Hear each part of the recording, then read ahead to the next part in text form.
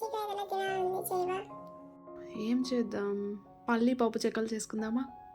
వచ్చిందండి వయ్యారి మమ్మల్ని వేపి పప్పు చెక్కలు చేయడానికి. మా ఊర్లో పల్లీలు వేయించే పప్పు చెక్కలు చేస్తారు. మీ ఊర్లో ఉడికించి చేస్తారా మరి? సర్లే నీతో నాకెందుకు, వేయిస్తావో ఉడికిస్తావో. పల్లి పప్పు చెక్కలు చేయడానికి ముందుగా 4 టేబుల్ స్పూన్ల పచ్చిశనగపప్పు నీటిలో కడిగి 2 గంటల పాటు నానబెట్టాలి. వేడి నీళ్ళ చల్లటి నీళ్ళ చెప్పు మాకు సరిగ్గా. షుగర్ బాగా ఎక్కువగా ఉన్నట్లుంది, చల్లటి నీళ్ళే. స్టవ్ పైన ఒక ప్యాన్ పెట్టి 2 కప్పుల వేరుశెనగ గింజలు తీసుకొని దోరగా వేపాలి, మాడిపోకుండా. అమ్మో 2 కప్పుల అంటే ఎన్ని వేరుశనగ గింజలు వేపేస్తున్నావు నువ్వు? కూర్చొని లెక్కెట్టుకో, ఎన్ని వేరుశెనగ గింజలో తెలుస్తాయి మరి. లెక్కెట్టుకోవాలా? తినే తింగర మేళం నువ్వు, లెక్కెట్టాల్సింది నేనా?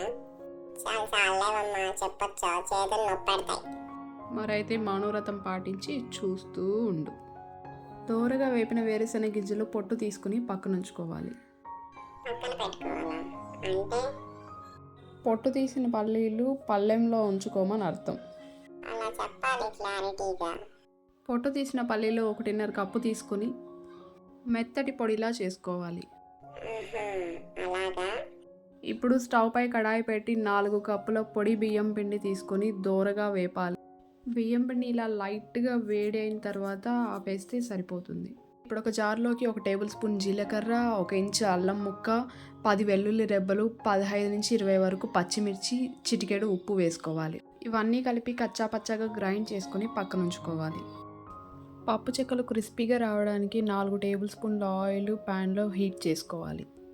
ఇందాక వేయించి పక్కనుంచిన బియ్యం పిండిలో ఈ ఆయిల్ కలుపుకోవాలి. అరకప్పు పుట్నాల పప్పు తీసుకుని మెత్తగా గ్రైండ్ చేసుకోవాలి. పుట్నాల పప్పు పొడి కూడా బియ్యం పిండిలో కలుపుకోవాలి. మళ్ళీ వేపి తింటుంది సరిపోక నా చెల్లెలను కూడా వేపేస్తున్నావా? నీ చెల్లెల్లా? వాళ్ళెవరు? జరజరమని తిప్పేసి జారు పిండిలా కలిపేస్తున్నా, మళ్ళీ వాళ్ళెవరు అని అడుగుతున్నావా? నేనేం జారు పిండి కలపట్లేదు, పప్పు చెక్కలకు పిండి కలుపుతున్నాను. అరకప్పు పల్లీలు తీసుకుని కచ్చా పచ్చగా గ్రైండ్ చేసుకుని బియ్యం పిండిలో కలుపుకోవాలి. 4 రెబ్బల కరివేపాకు కూడా సన్నగా తరిగి కలుపుకోవాలి. అలాగే ఇందాక గ్రైండ్ చేసి పక్కనుంచిన పచ్చిమిర్చి పేస్ట్ కూడా కలుపుకోవాలి. నానబెట్టిన పచ్చిశనగపప్పు అలాగే అయినా బియ్యం పిండిలో కలుపుకోవచ్చు, లేకపోతే కచ్చా పచ్చగా గ్రైండ్ చేసుకుని కలుపుకోవచ్చు. ఇందాక గ్రైండ్ చేసుకున్న పల్లీల పొడిని 1 కప్పు బియ్యం పిండికి 1/2 కప్పు పల్లీల పొడి లెక్కన 2 కప్పులు తీసుకుంటున్నాను. నేను ఇక్కడ 4 కప్పుల బియ్యం పిండి తీసుకున్నాను. రుచికి సరిపడా ఉప్పు తీసుకోవాలి.